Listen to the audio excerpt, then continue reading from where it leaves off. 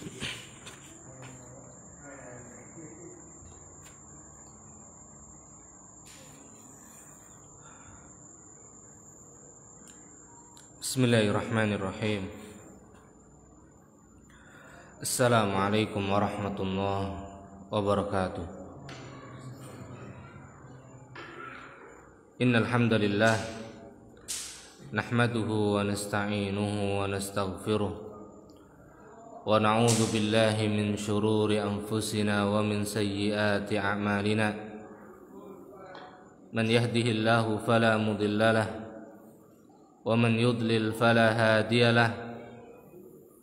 Asyhadu an la ilaha illallah wahdahu la syarika lahu wa asyhadu anna Muhammadan abduhu wa rasuluh sallallahu alaihi wa ala alihi wa ashabihi wa sallam.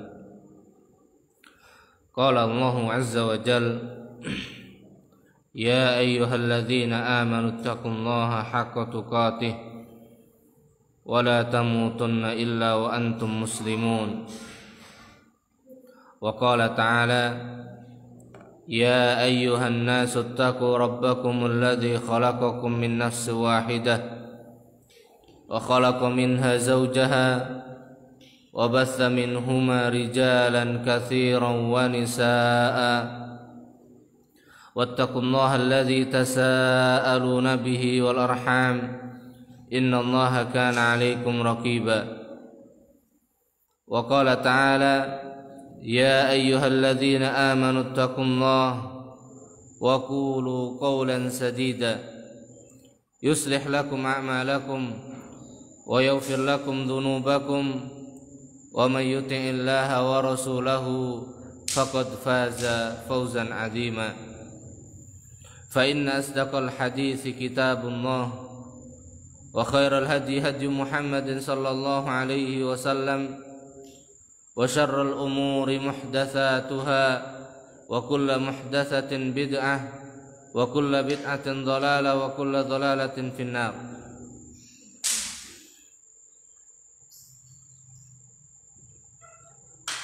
Ini merupakan khutbah atau khutbah ini dinamakan khutbatul hajah. Pembahasan kita di pekan yang keempat,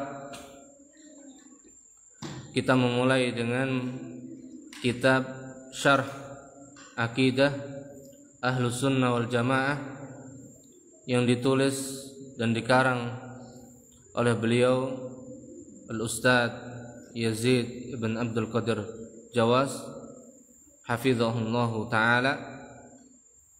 Beliau menjelaskan pada khutbatul hajah ini, maka khutbatul hajah ini merupakan khutbah pembuka yang biasa dipergunakan Rasulullah sallallahu alaihi wasallam untuk mengawali setiap majelisnya.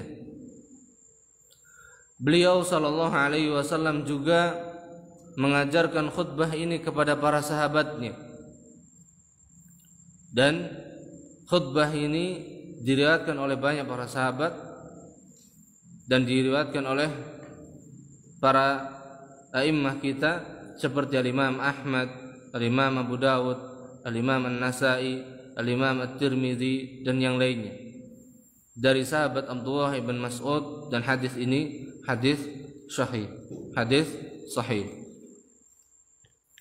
Kemudian Nabi SAW bersabda, Kullu khutbatin laysa fiha tashahhudun fahiya kal yadil jadma. Setiap khutbah, kullu khutbah laysa fiha tashahhudun, yang tidak dimulai dengan tasyahud, fahiya kal yadil jadma, maka khutbah itu seperti tangan yang berpenyakit kusta. Maka perumpamaan khutbah tersebut seperti tangan yang memiliki penyakit kusta.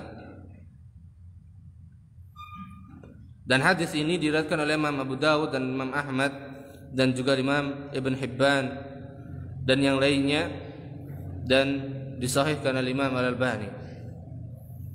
Menurut Syekh Al-Albani rahimahullahu taala, yang dimaksud dengan tasyahud di dalam hadis ini adalah khutbatul hajah yang diajarkan oleh Rasulullah sallallahu alaihi wasallam kepada para sahabat radhiyallahu anhum ajma'in, yaitu innal hamdalillah dan seterusnya tadi sampai fa inna asdaqal kalami kalamullah.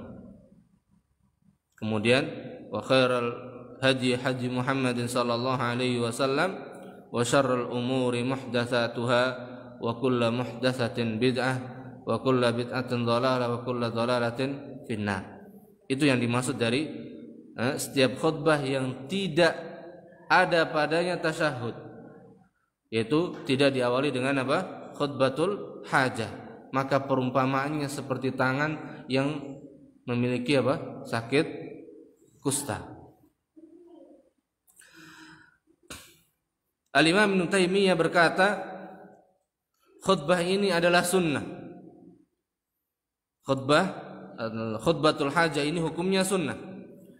Dilakukan ketika mengajarkan Al-Quran dan juga mengajarkan as-sunnah dan juga mengajarkan fikih dan juga digunakan ketika menasihati orang dan semacamnya.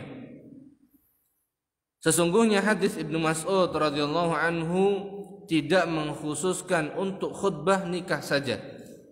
Jadi innal hamdalillah tadi dan seterusnya sampai selesai tadi tidak hanya dikhususkan pada saat khutbah nikah.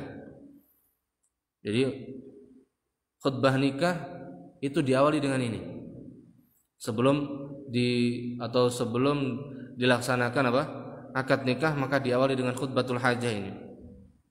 Akan tetapi kata Syekhul Islam di sini, khutbah ini bisa dilakukan pada setiap saat, pada setiap ada keperluan untuk berbicara kepada hamba-hamba Allah sebagian kepada sebagian yang lainnya. Tadi beliau jelaskan juga bahwasanya khutbah ini disampaikan ketika mengawali mengajarkan Al-Quran, ketika hendak mengajarkan as-sunnah, ketika hendak mengajarkan pembahasan-pembahasan yang lainnya. Dan itu tadi penjelasan atau perkataan dari Al-Imam Ibn Taimiyah. Kemudian di sini dibawakan juga perkataan Al-Imam Muhammad Nasiruddin Al-Albani. Beliau berkata, sesungguhnya khutbah al-hajah ini dibaca sebagai pembuka setiap khutbah. Khutbah apa saja? Berarti khutbah Jumat, khutbah nikah, atau khutbah yang lainnya, khutbah Id dan yang lainnya.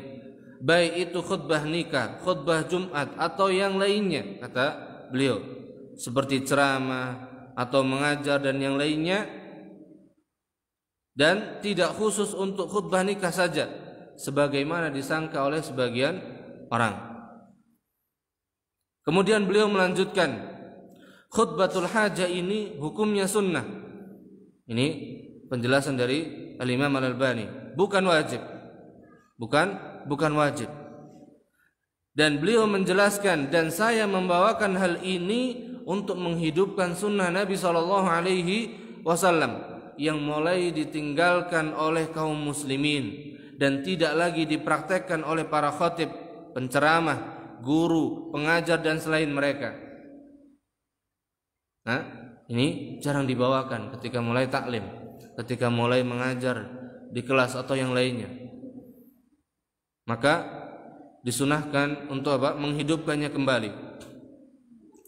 Kata beliau, mereka harus berusaha untuk menghafalnya dan mempraktekannya ketika memulai khutbah, ceramah, makalah ataupun mengajar. Semoga Allah Subhanahu wa taala merealisasikan tujuan mereka. Ini penjelasan Al-Imam Al-Albani. Maka sebagai bentuk ittiba'an lin Nabi sallallahu alaihi wasallam, sebagai bentuk mentauladani Nabi kita Muhammad sallallahu alaihi wasallam, maka siapapun kita, ketika kita hendak memulai khutbah, ketika kita hendak mulai mengajar atau yang semisalnya, maka apa? Disunahkan bagi kita untuk apa? Membaca khutbatul hajah sampai selesai. Sampai selesai. Ini yang disunahkan. Jadi bukan berarti kita mengulangnya dari satu tempat ke tempat yang lain itu dalam rangka untuk yang lain, tapi tujuan kita adalah untuk apa? Menghidupkan kembali sunnah yang mulai ditinggalkan oleh kebanyakan kaum muslimin. Karena keberkahan itu akan kita dapatkan manakala kita menghidupkan kembali sunnah dari Nabi kita Muhammad SAW. Maka mudah-mudahan Allah Subhanahu wa taala memberkahi setiap majelis yang di sana dibacakan dan diawali dengan apa? Khutbatul hajah. Kemudian kita masuk ke muqaddimah dari kitab Syarh Aqidah Ahlussunnah wal Jamaah. Penulis memulai dengan firman Allah Subhanahu wa taala yang mengingatkan para hambanya tentang besarnya nikmat yang Allah Subhanahu wa taala telah anugerahkan kepada manusia. Nikmat yang sangat besar yang Allah telah anugerahkan kepada kita. Dari firman Allah Subhanahu wa taala dalam surat Al-Hujurat, Allah katakan, "Yamunnuna 'alaika an aslamu. Qul la tamunnu 'alayya islamakum, balillahu yamunnu 'alaikum an hadakum lil imani in kuntum shadiqin."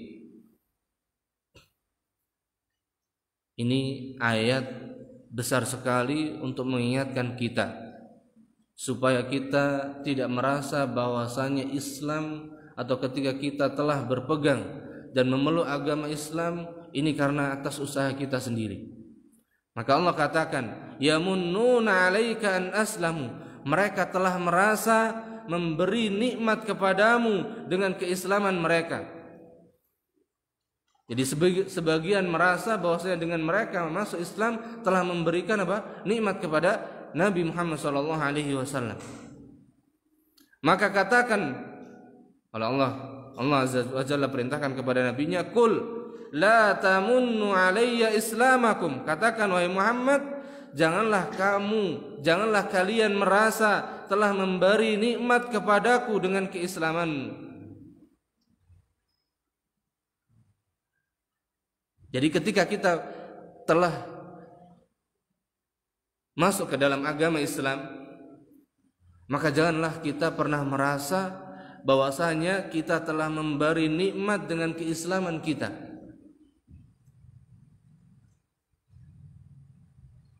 Akan tapi apa? Balillahu yamunnu 'alaikum an hadakum lil imani in kuntum shadiqin. Namun sebenarnya yang memberikan nikmat Islam tersebut adalah siapa? Sebenarnya Allah lah, dialah yang melimpahkan nikmat kepadamu dengan menunjukimu dan memberikan hidayah kepadamu untuk mengenal dan beriman kepada Allah Subhanahu wa taala. In kuntum shadiqin. Apabila kalian jujur. Apabila kamu adalah orang-orang yang benar. Kalau kita mau jujur dalam hati kita, siapa yang memberikan karunia untuk kita bisa mengenal Islam? Apakah kita dengan usaha kita? Tidak. Maka keislaman kita bukanlah semata karena usaha kita, bukan pula karena kesungguhan kita, namun keislaman kita itu semata karena karunia dan juga taufik dari Allah Subhanahu wa taala. Maka ayat ini menegaskan kepada kita, mengingatkan kita supaya kita senantiasa bersyukur kepada Allah Subhanahu wa taala. Dan jangan pernah merasa bahwasanya keislaman kita ini dengan kita masuk dan dengan kita beragama Islam kita merasa telah memberikan nikmat kepada Allah Azza wa Jalla. Bukan. Yang ada apa? Kita harus bersyukur kepada Allah dengan karunia, dengan hidayah yang Allah berikan kepada kita dengan nikmat Islam ini. Maka segala puji hanya milik Allah Azza wa Jalla yang telah menunjukkan kita kepada Islam. Berarti apa? Dengan Islam ini, dengan dimudahkannya kita mengenal Islam, maka hendaknya kita apa? Semakin besar rasa syukur kita dan pujian kita kepada siapa? Allah Subhanahu wa ta'ala. Dan kita tidak akan pernah mendapat petunjuk mengenal Islam jika tidak dianugerahi hidayah oleh Allah Azza wa Jalla. Ketika Allah tidak memberikan hidayah tersebut kepada kita untuk mengenal Islam, maka kita pun tidak akan pernah apa? Mengenal agama Islam.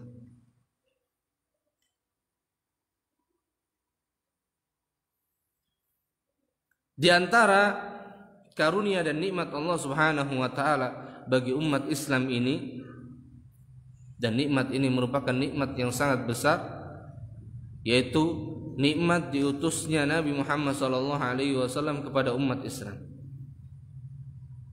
Jadi sesudah kita mengakui dan merasa bahwasanya kita dikaruniakan oleh Allah mengenal Islam ini semata karena petunjuk dan taufik dari Allah Subhanahu wa taala, bukan karena usaha dari kita.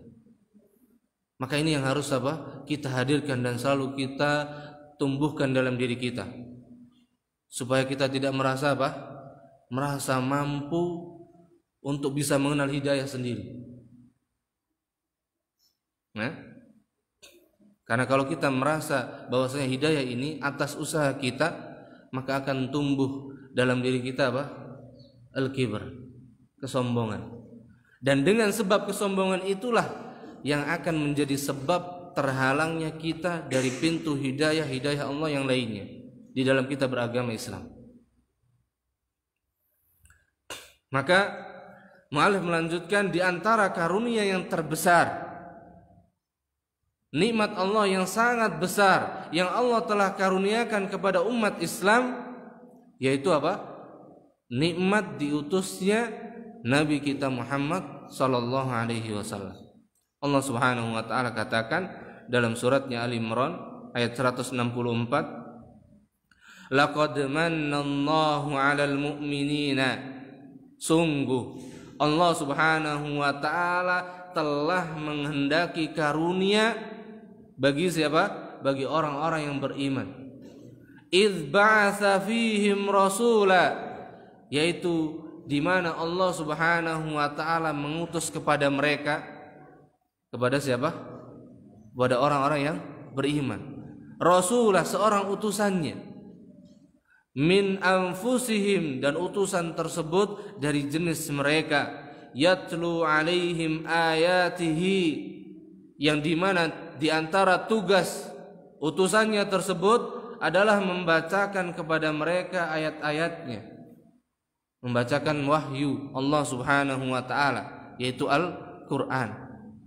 Kemudian As-Sunnah, karena apa? Al-Qur'an ini akan bisa difahami dan diamalkan dengan benar kalau disertai dengan As-Sunnah.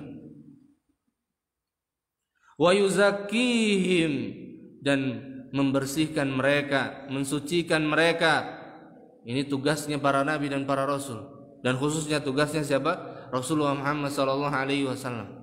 Jadi Rasulullah diutus untuk membacakan kepada kita, kepada umatnya Al-Quran, mengajarkan Al-Quran. Kemudian mentazkiyah mereka, mentazkiyah yaitu mensucikan diri-diri mereka dari segala macam bentuk kesyirikan. Inilah tugasnya para Rasul. Makanya dari sejak pertama Nabi SAW diutus menjadi seorang Rasul, Rasulullah SAW langsung apa? Langsung ajak dan langsung perintahkan manusia untuk mengucapkan la ilaha illallah.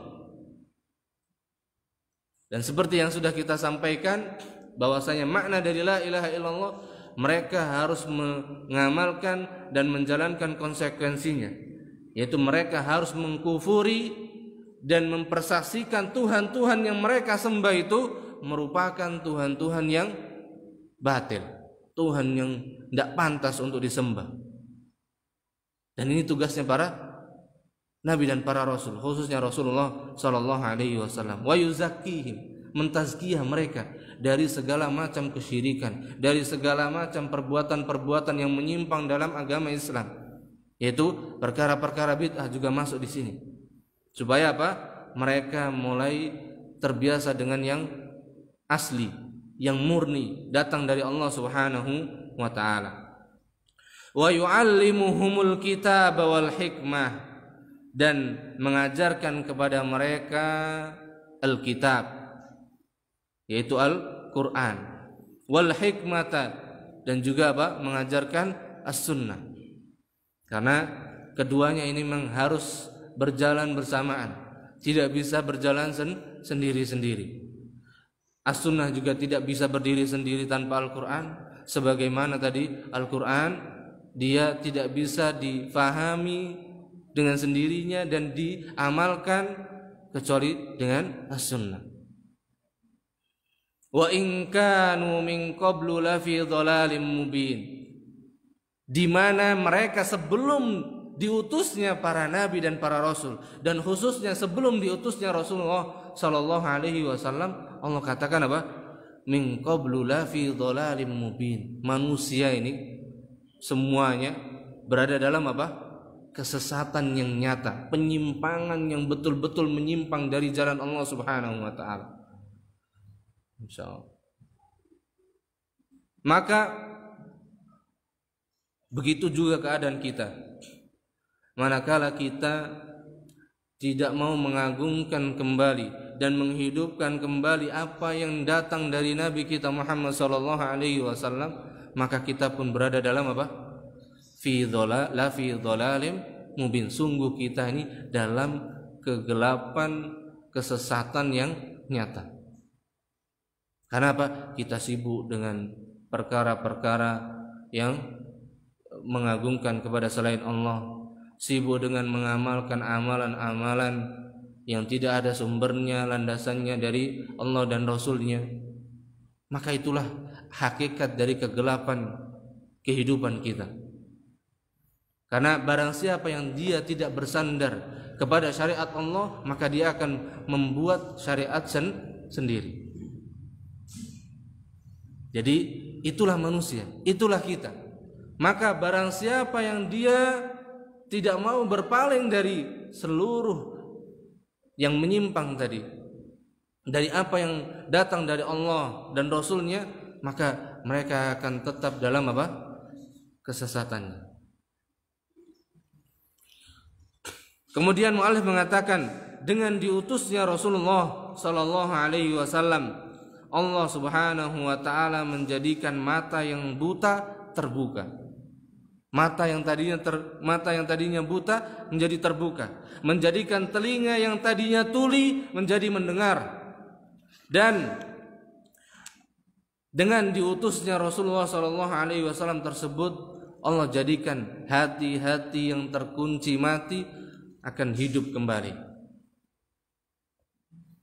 Dan dengan diutusnya Rasulullah sallallahu alaihi wasallam, Allah azza wa jalla memberikan petunjuk kepada orang-orang yang sesat, memuliakan orang yang hina, menguatkan orang yang lemah, serta menyatukan orang dan kelompok setelah bercerai-berai dan bermusuhan. Kalau kita runtut satu persatu, dengan diutusnya Rasulullah, Allah tunjukkan orang yang tadinya tersesat. Allah muliakan orang yang tadinya hina. Dan itulah kondisi para sahabat Rasulullah sallallahu alaihi wasallam. Sampai-sampai Umar ibn al-Khattab radhiyallahu anhu pernah mengatakan, "Nahnu qaumun a'azzanallahu bil Islam." Nahnu qaumun, kami adalah kaum, sebuah kaum, yaitu kaum Quraisy, yang telah dimuliakan dengan datangnya Islam dan kami beriman dengannya. Kemudian Umar mengatakan, famahma natlubul izza bighairi ma anzalallah adzallanallahu bihi. Maka ketika kami mencari kemuliaan pada selain yang Allah jadikan kemuliaan dengannya, yaitu dengan agama Islam ini, maka Allah akan jadikan kita menjadi kaum yang paling terhina. Adzallanallah. Allah akan hinakan kita kembali. Ini di antara persaksiannya siapa? Sahabat Umar ibn Al-Khattab radhiyallahu anhu.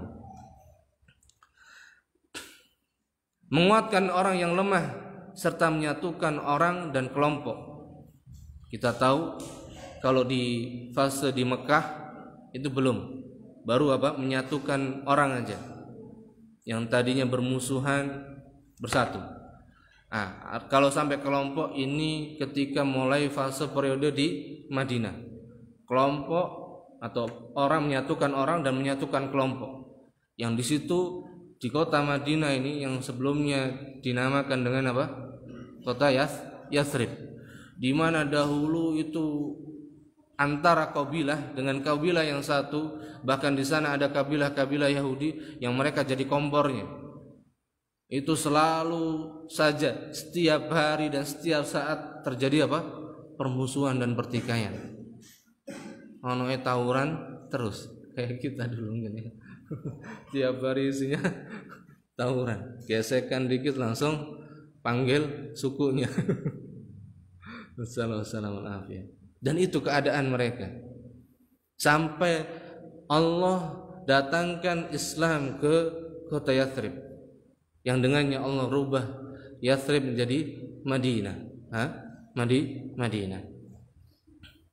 Madinatul Rasul sallallahu alaihi wasallam, yaitu kotanya Rasulullah sallallahu alaihi wasallam, yang dengannya Allah satukan mereka menjadi kaum muhajirin.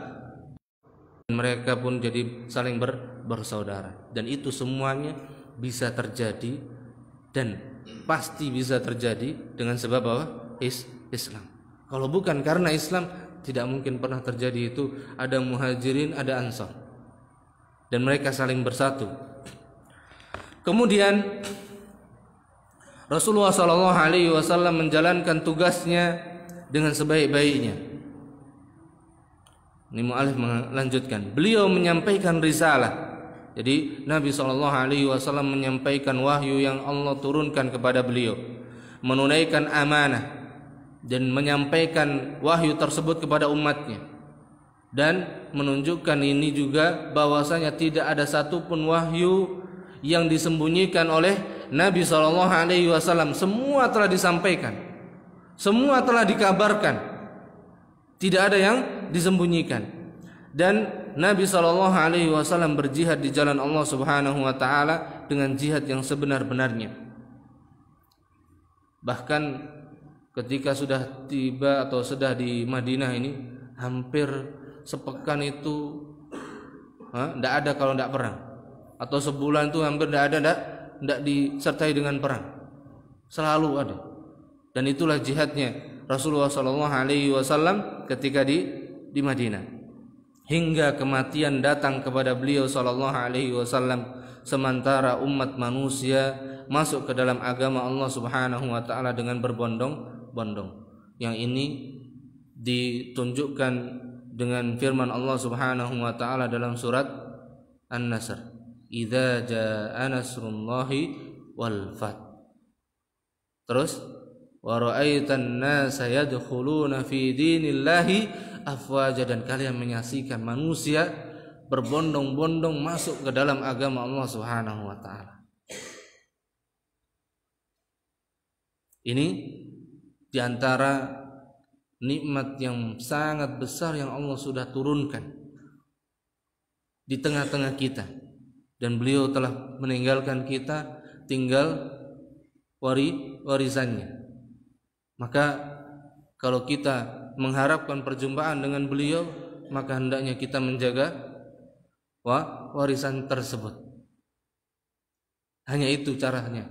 dan hanya itulah satu-satunya cara kita bisa berjumpa dengan Rasulullah sallallahu alaihi wasallam. Dan semoga Allah Subhanahu wa taala mudahkan kita berjumpa beliau dan bersama beliau sallallahu alaihi wasallam di surganya. Semoga Allah Subhanahu wa taala senantiasa mencurahkan salawat dan salam kepada beliau sallallahu alaihi wasallam dan memberi ganjaran yang lebih besar atas jasa beliau kepada kita, melebihi ganjaran yang pernah diberikannya kepada seorang nabi karena berjasa kepada umatnya. Yaitu dengan ini kita mendoakan, karena dengan inilah kita senantiasa mengingat beliau dengan bersolawat dan juga berdoa ketika kita mendengarkan azan. Kemudian di antara doa tersebut kita mendoakan untuk Nabi kita Muhammad sallallahu alaihi wasallam, dan bagi beliau lah ganjaran yang sangat besar yang Allah Subhanahu wa taala berikan kepada beliau. Karena kebaikan apapun yang dikerjakan oleh umatnya, maka di sana ada kebaikan yang akan didapatkan dan dicatat untuk Nabi kita Muhammad sallallahu alaihi wasallam. Maka ini, kalau kita menelusuri perjuangan dan perjalanan Nabi kita Muhammad sallallahu alaihi wasallam, ini tidak sampai hati, betul. Sangat besar perjuangan beliau. Sangat besar. Bagaimana beliau memperjuangkan Islam agar tetap ada di muka bumi. Karena andai kata ketika kita ingat saja kisah perang yang hampir kaum muslimin habis. Perang sebelum perang Ahzab ada perang Uhud, yang itu saat itu Rasulullah sudah hampir habis, hampir dihabisi, maksudnya bukan hampir habis, hampir dihabisi, karena Rasulullah sendiri sudah luka parah, sudah bukan luka di badannya, kepala pun sudah kena ketika perang Uhud. Dan perang Uhud ini salah satu sebab terbesar hampir terjadi kekalahan pada saat itu. Karena apa? Karena mereka menyelisihi perintah saja, satu perintah saja, dan itu hanya karena sebab 50 orang yang ditugaskan sebagai sniper atau yang dulu kan nggak ada sniper ya, juru panah yang ditugaskan untuk berada di atas bukit, 50 orang, kemudian turun hanya 47 atau 48 sekitar itu, hanya tinggal sisa berapa yang masih taat. Hanya karena sebat ini, nggak sampai 50 orang ini menyelisihi, hampir umat Islam habis saat itu, hampir, kalau bukan karena pertolongan Allah dan doa Nabi yang minta kepada Allah Subhanahu wa taala untuk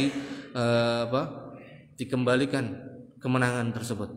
Karena pada saat itu kaum muslimin sudah menang, tapi karena sebab tadi, alhamdulillah, ternyata Allah masih perkenankan kita bisa mengenal Islam sampai saat ini. Kenapa? Kalau saat itu sudah habis sudah, tidak sampai ke kita. Nasallallahu. Dan ini perjuangannya Rasulullah beserta para sahabatnya. Kemudian tatkala Allah Subhanahu wa taala menyempurnakan agama yang Dia ridhoi untuk menjadi agama bagi umat ini, Allah Subhanahu wa taala menurunkan ayat kepada nabinya dalam rangka mengingatkan Nabi kita Muhammad sallallahu alaihi wasallam dan umatnya atas karunia ini, yaitu atas karunia Islam. Maka Islam ini merupakan nikmat yang terbesar. Sesudah nikmat Allah utus nabinya. Di mana Allah Subhanahu wa taala katakan dalam surat Al-Maidah ayat yang ketiga, Al-yawma akmaltu lakum dinakum wa atmamtu 'alaikum ni'mati wa raditu lakumul Islam dinan. Allah ingatkan kita, Allah ingatkan Rasulnya, dan Allah ingatkan seluruh kaum muslimin, seluruh umat Nabi Muhammad SAW. Pada hari ini telah aku sempurnakan untukmu agamamu. Berarti yang menyempurnakan agama Islam sinten? Nabi Muhammad? Tidak. Tapi siapa? Allah. Maka Nabi kita bisa menyempurnakan tugas dan amanahnya itu semata karena pertolongan dan taufik dari Allah Azza wa Jalla. Dan kata Allah, wa atmamtu 'alaikum ni'mati, dan telah aku cukupkan kepadamu nikmatku.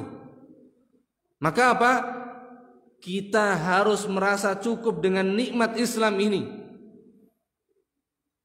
Maksudnya kita harus merasa cukup dengan nikmat Islam ini. Kita tidak lagi butuh dengan agama selain agama Islam. Maka semua telah ada dalam Islam. Yang menjamin kebahagiaan kita di dunia dan di akhirat, semua sudah ada dalam Islam. Hendaknya kita merasa cukup dengannya. Kalau kita belum merasa cukup, ini yang salah apa? Kita. Karena kita tidak mau menggali, mengambil nikmat tersebut. Atau kita masih mengambil nikmat ini masih apa? Setengah-setengah atau belum sempurna. Sehingga kita merasa nikmat Islam ini masih belum sempurna. Sedangkan Allah Subhanahu wa taala telah katakan, wa atmamtu 'alaikum ni'mati, dan telah aku sempurnakan bagi kalian nikmatku, telah aku cukupkan bagi kalian nikmatku. Dan yang paling tegas lagi Allah katakan, wa raditu lakumul Islam madina. Aku ridho, sudah aku ridho Islam sebagai agama bagi kalian. Masa kita belum cukup dengan sangat tegas ini. Kebangetan kalau kita nggak cukup, insyaallah. Masalahnya cuma satu, kita ini males, nggak mau mempelajari, itu aja. Kalau kita mau mengeluarkan usaha kita sedikit saja, dan mudah-mudahan duduknya kita di sini ini sebagai hujjah di hadapan Allah Subhanahu wa taala. Kita sudah berusaha, namun sekali lagi jangan pernah merasa cukup dengan yang sedikit ini. Maka itu pula yang kita memohon dan kita berusaha dan meminta pertolongannya agar majelis kita bukan hanya sekedar majelis yang hanya lewat saja, tapi mudah-mudahan Allah Subhanahu wa taala berikan keberkahan padanya dari apa yang kita bahas, sehingga dengannya akan menumbuhkan keimanan dalam hati kita, dan yang dengannya pula menjadi sebab kita menjadi hamba Allah Subhanahu wa taala yang mentauladani nabinya Muhammad sallallahu alaihi wasallam. Di sini dijelaskan ayat ini turun, al-yauma akmaltu lakum, ini turun pada hari besar umat Islam, hari berkumpulnya kaum muslimin yang paling agung, yaitu hari ketika dilaksanakan wukuf di Arafah. Dan ini haji yang pertama dan terakhir bagi Nabi kita Muhammad SAW, yaitu haji perpisahan, haji wada, hajjatul wada, haji perpisahan Nabi SAW, yaitu di tahun ke-10 Hijriah. Dan di tahun ke-10 Hijriah itu pula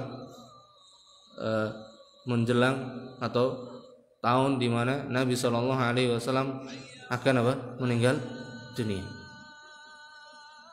yang bertepatan dengan hari Jumat.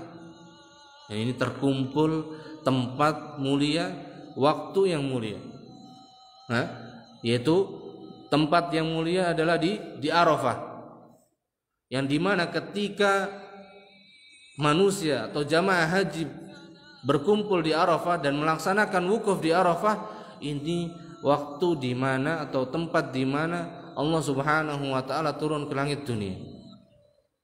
Kemudian bertepatan dengan hari Jumat, di mana hari Jumat ini sebagai hari raya umat Islam setiap pekannya.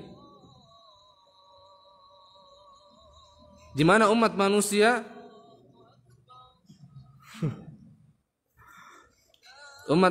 telah berdatangan dari berbagai penjuru dunia untuk melaksanakan ibadah haji bersama Rasulullah SAW. Karena pada saat haji wada ini banyak sekali dari para sahabat Rasulullah SAW yang berangkat mengikuti atau ingin bersama dengan Nabi SAW melaksanakan ibadah haji. Maka para sahabat mendengar langsung ayat ini dari lisan Nabi Muhammad SAW, sehingga mereka mengetahui betul besarnya karunia dan nikmat Allah Subhanahu wa taala yang telah Allah anugerahkan kepada mereka, yaitu berupa agama Islam. Dan Allah telah menyempurnakannya dan memilihnya untuk mereka. Maka hendaknya kita pula merasa bahwasanya nikmat ini merupakan nikmat yang paling besar, sehingga muncul dalam diri kita usaha yang besar pula untuk memahami, mengenali dan memahami nikmat yang besar ini. Dan tidak kalah lebih penting dari memahami dan mengenali ini, kita berusaha untuk mengamalkan dan menjaga nikmat yang besar ini, sehingga Allah Subhanahu wa taala tetap menjaga kemuliaan yang Allah berikan dengan nikmat Islam ini. Para sahabat pun mengetahui bahwa Allah Subhanahu wa taala telah memilih mereka untuk mengibarkan dan menyebarkan panji-panji agamanya, berjuang dan berkorban di jalannya, baik dengan jiwa maupun dengan harta dan raga mereka, dengan menteladani Rasulullah SAW. Ini pun merupakan nikmat dan karunia Allah Subhanahu wa taala yang sangat besar atas umat ini, di mana karena mereka telah membawa bendera jihad dan dakwah, menyampaikan agama Allah di atas dasar ilmu. Jadi di antara nikmat yang terbesar bagi umat Islam ini, yaitu Allah pilih dari manusia menjadi para sahabat Rasulullah SAW,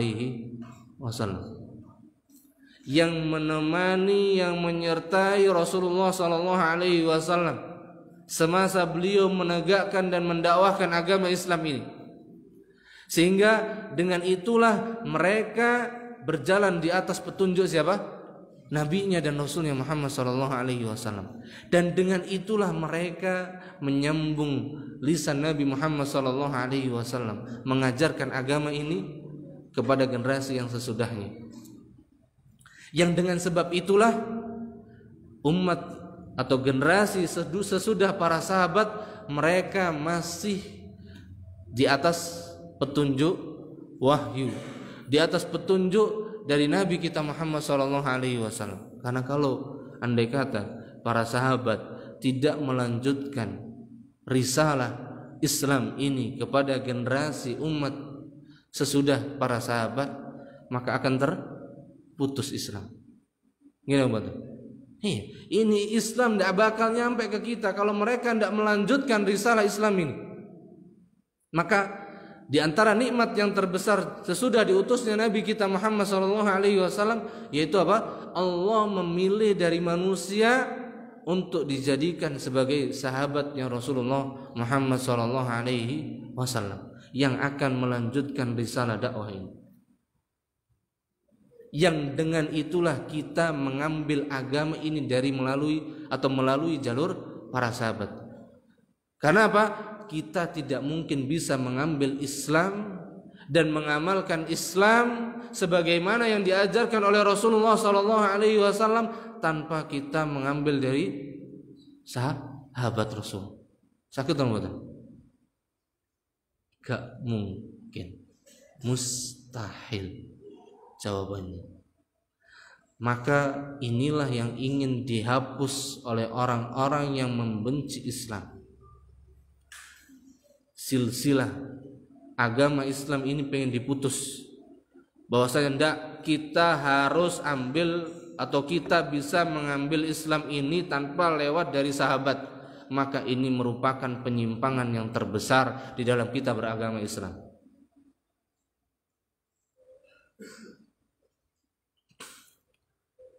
Nah, Masya Allah, ini penjelasannya besar sekali ini.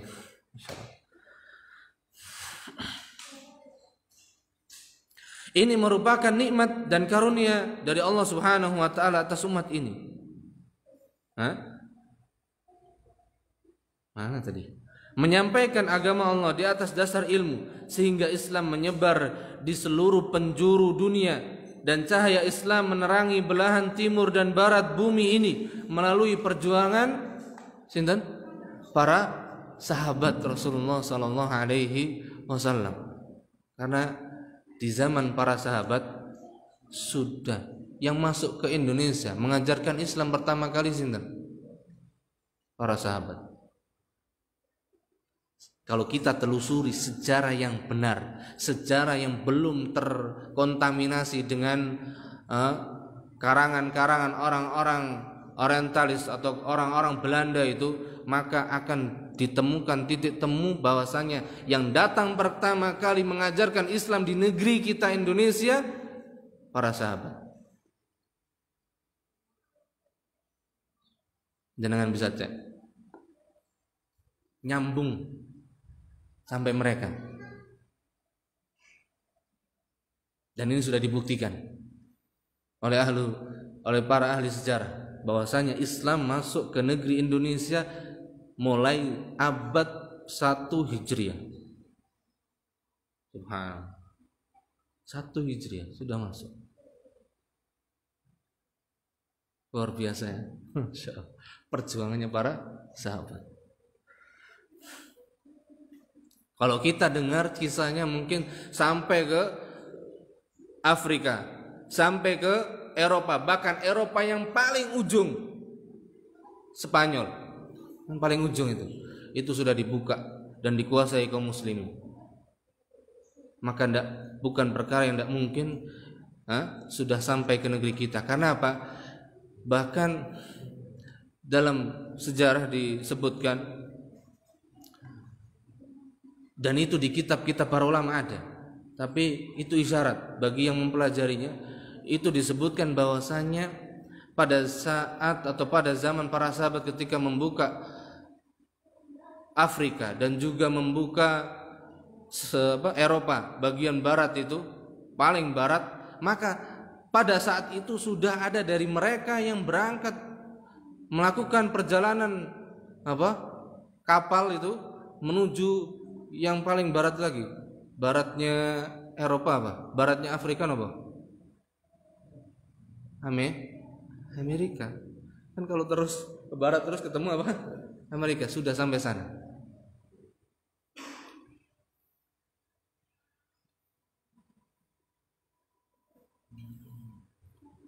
Dan ini subhanallah luar biasa. Apalagi ke Indonesia, berarti nyampe. Dan saya yakin dan lebih percaya yang ini ketimbang yang mengatakan bahwasanya Islam itu baru masuk ke negeri Indonesia abad 7 Hijriah dan itu melalui saudagar dari Gujarat katanya. Lah, ini kedustaan. Ini kedustaan sejarah yang ada. Maka ini kewajibannya generasi kita harus mulai tahu dan harus mulai ada yang menjelaskan dan harus dibuktikan. Dan alhamdulillah mulai banyak yang membukukan dari kitab-kitab para ulama sejarah tersebut. Nah, lanjutnya. Ini perjuangannya apa? Para sahabat. Bumi yang paling barat sampai yang paling timur sudah dijamah sama mereka. Masya Allah. Allah Subhanahu wa taala telah menyempurnakan agama Islam dan Allah juga memelihara agamanya. Jadi sesudah Allah Subhanahu wa taala katakan bahwasanya Islam ini merupakan nikmat yang sangat besar, nikmat yang paling besar yang Allah karuniakan kepada umat ini, maka Allah sudah juga menegaskan bahwasanya Islam telah sempurna.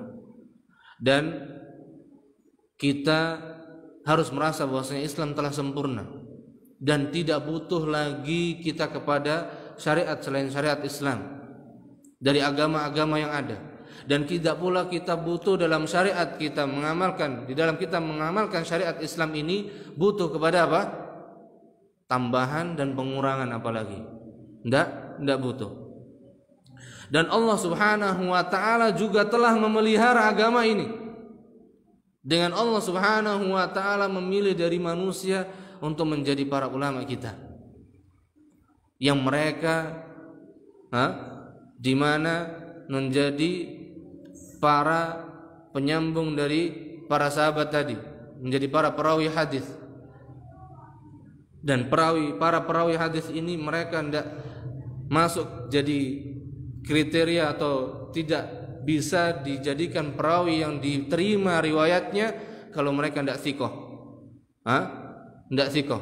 Hafalannya kuat, kemudian dipercaya, tidak pernah berdusta.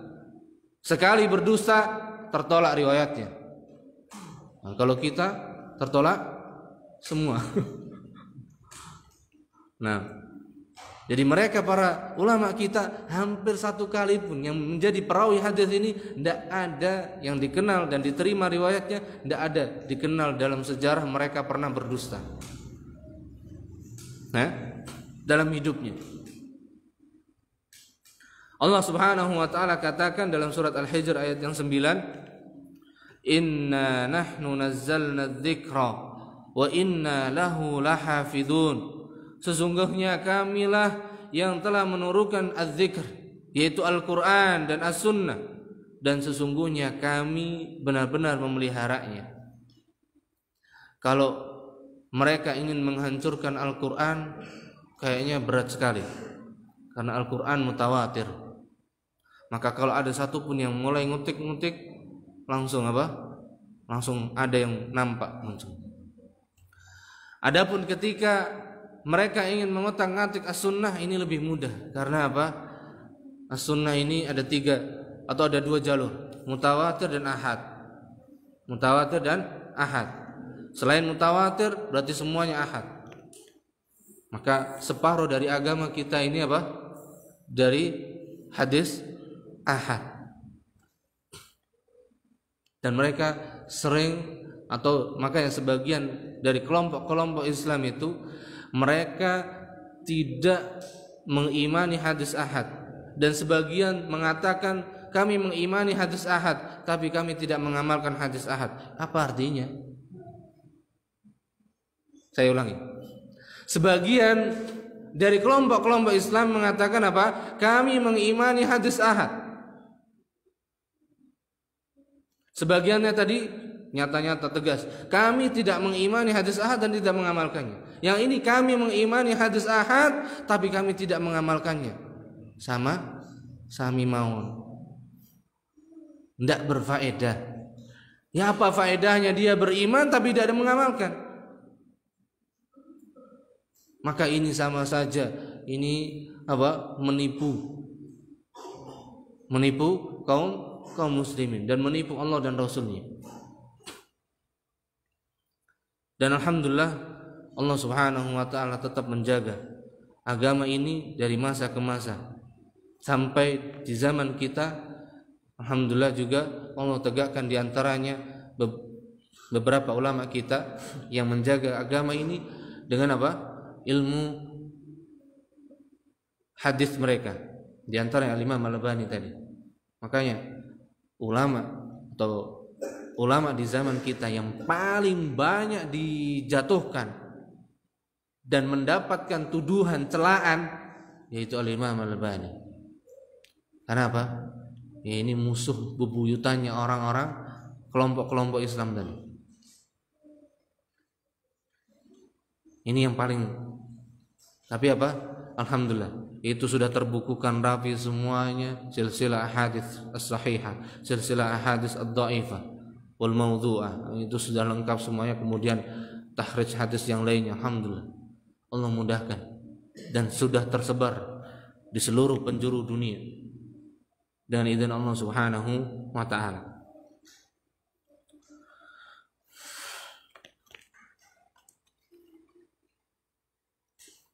Terus ini lanjut dulu. Ini lanjutnya masih banyak ini. Baru mukadimahnya dong. Saya kirain tadi selesai. Ternyata baru 1 lembar. Subhanallah. Dalam? Diringkas.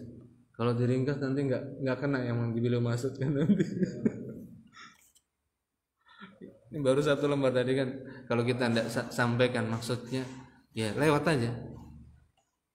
Kita nggak bisa ambil faedah dari apa yang beliau sampaikan tadi. Ini diantara muqaddimah yang mungkin pertama baru bisa kita bawakan di sini.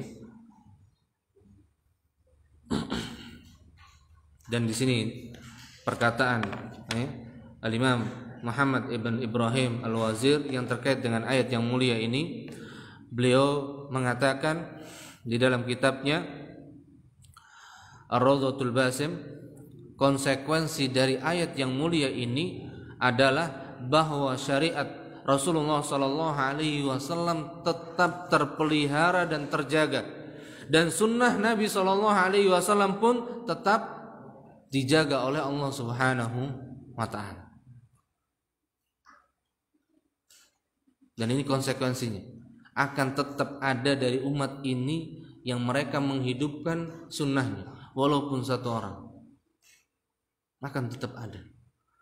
Sekarang tinggal kita mau ikut jadi bagian yang 1 tadi itu atau ikut kebanyakan manusia. Karena Allah Subhanahu wa taala katakan, wa in tuti aktsara man fil ard yudilluka an sabilillah. Kalau kalian mengikuti mayoritas kebanyakan manusia, yang ada mereka akan menyesatkan kita, membawa kita pada jalan yang sesat. Nah, tinggal kita mau pilih yang mana sudah. Tentu gampang.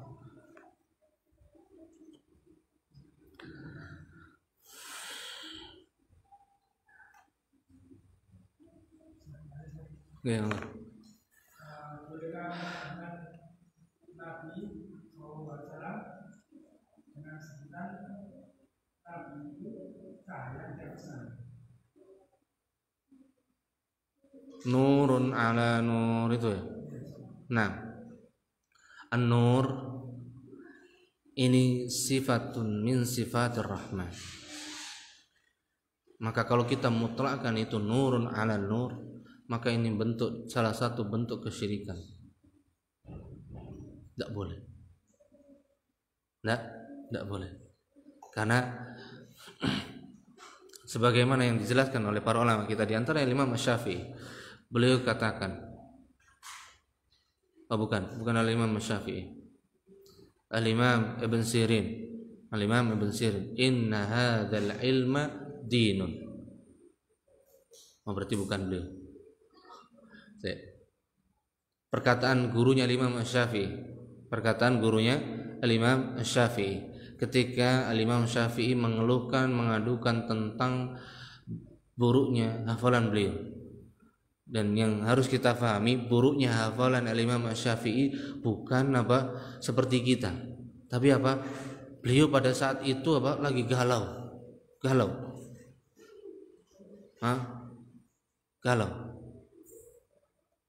Maka itu yang dimaksud dari buruknya hafalan tadi, karena galau aja.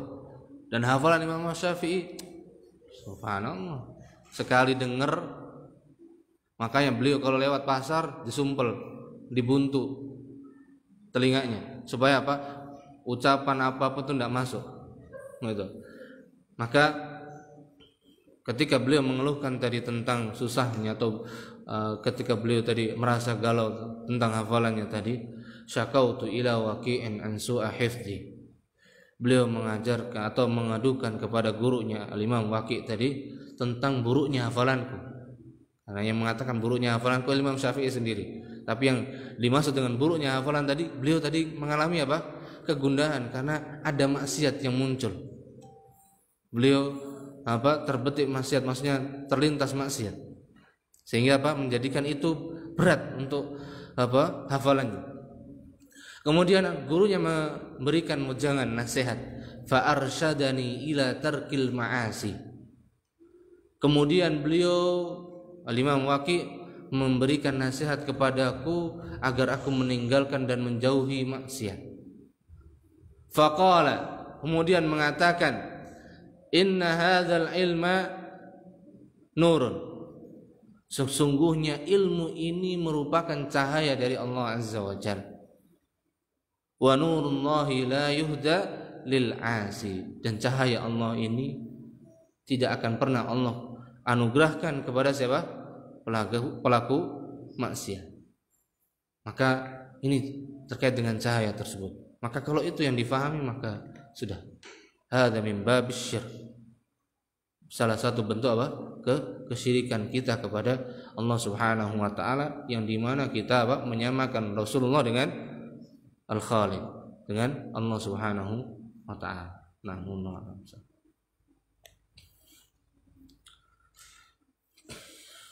insyaallah mukadimah kita lanjutkan di pertemuan akan datang, biar lebih banyak faedah yang bisa kita ambil ya.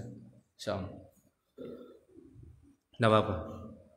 Pelan tapi ada faedah, dan kita bisa mengambil faedahnya untuk kita, untuk iman kita dan untuk amal kita, daripada lewat banyak tapi lewat juga gitu ya. Mungkin itu barangkali yang bisa kita sampaikan, dan insyaallah kita lanjutkan di pertemuan yang akan datang dari syarah akidah Ahlus Sunnah wal Jamaah ini. Dan kita, atau ada yang bertanya malah? Cukup ya. Subhanakallahumma bihamdik, asyhadu an la ilaha illa anta astaghfiruka wa atubu ilaik. Assalamualaikum warahmatullahi wabarakatuh.